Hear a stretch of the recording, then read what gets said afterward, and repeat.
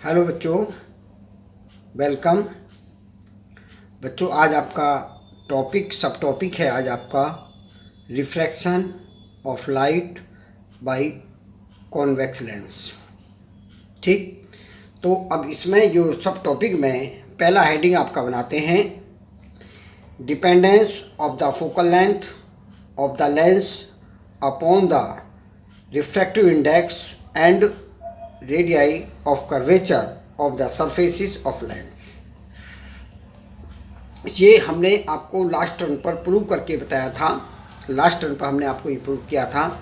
वो क्या था कि इसमें हम जानते हैं जो हमने प्रूव किया था, we know that the focal length of a lens 1/f(n-1)/r1 इसमें हम ये देखते हैं जो f है डिपेंड करती है n पर और r1 r2 पर। तो हमने लिख दिया f depends upon r1 r2 and n। अब इसका जो पॉइंट आता है, पहला है focal length depends upon the radius refractive index, then the index depends upon the medium in which the lens is placed. जिस मीडियम में लेंस रखा होता है उस मीडियम के रिफ्रैक्टिव इंडेक्स पर भी डिपेंड करता है। The refractive index of the glass with respective the liquid is LNG माने लिक्विड इंडेक्स ग्लास। तो क्या होता है ANG अपॉन ANL। अगर हमें लिक्विड से ग्लास में लाइट रह जाएगी तो पहले ANG से फिर ANL में। ठीक है, इस तरह से हम इसको चेंज करते हैं। If the focal length of the lens in air, अगर हमारी लेंस हमारा एयर में रखा है तो उसके लिए 1/f ANG -1 1/r1 1/r2 हो जाएगा।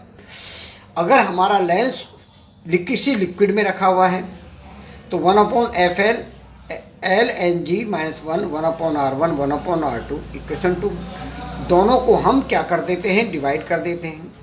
दोनों डिवाइड करेंगे तो FL/FA ANG -1 1/r1 1/r2 से ये कैंसिल हो गए, LNG -1 ये कटे और जो बची वैल्यू हमने वो ली थी।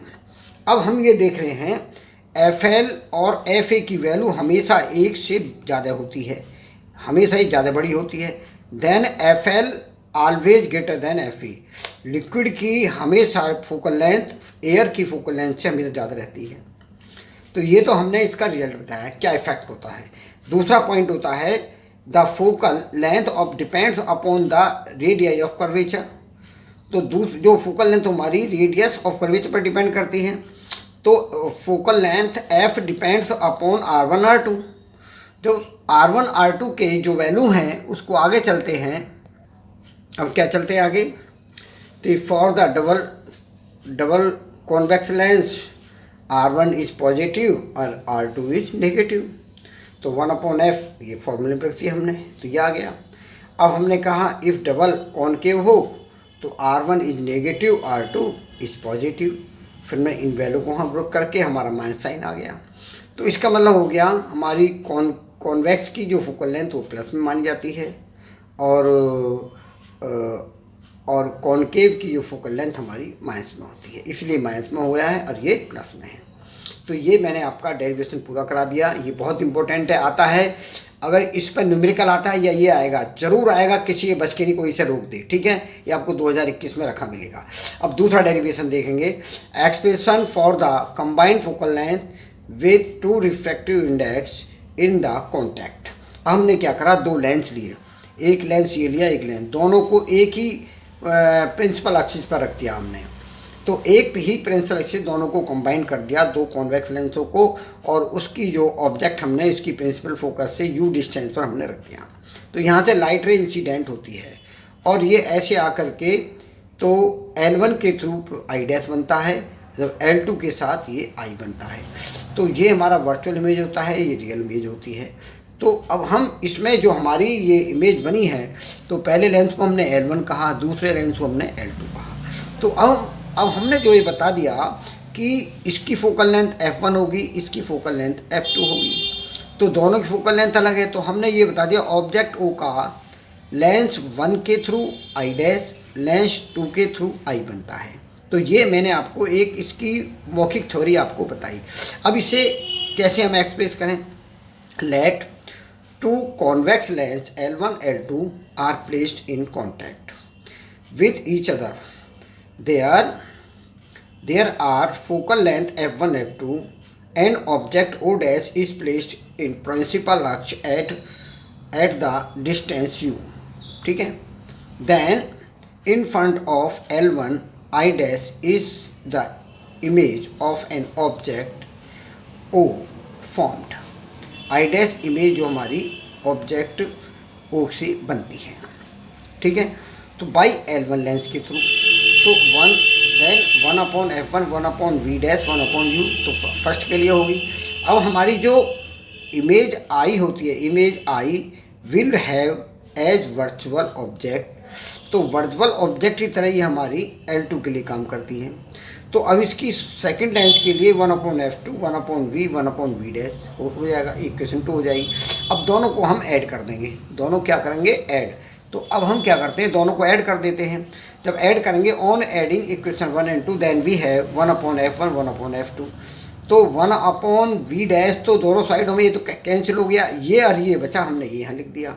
ये वैल्यू किसके बराबर होती है 1 अपॉन F के बराबर, क्योंकि हम फॉर्मूला जानते हैं 1 अपॉन F बराबर होता है 1 अपॉन V 1 अपॉन U, तो हमने ये वैल्यू 1 अपॉन F रख दी। 1 अपॉन F बराबर 1 अपॉन F1 1 अपॉन F2। तो ये क्या हुआ this expression for the combined focal length, तो ये एक्सप्रेशन जो है कंबाइंड फोकल लेंथ के लिए है।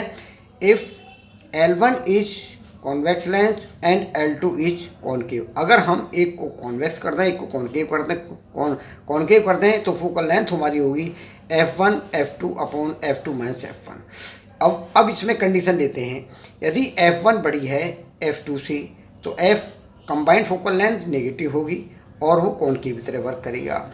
यदि F1 हमारी F2 से छोटी है, स्मॉल है, तो F हमारी पॉजिटिव होगी और वो कॉन्वेक्स की तरह वर्क करेगी, कॉन्वेक्स लेंस की तरह।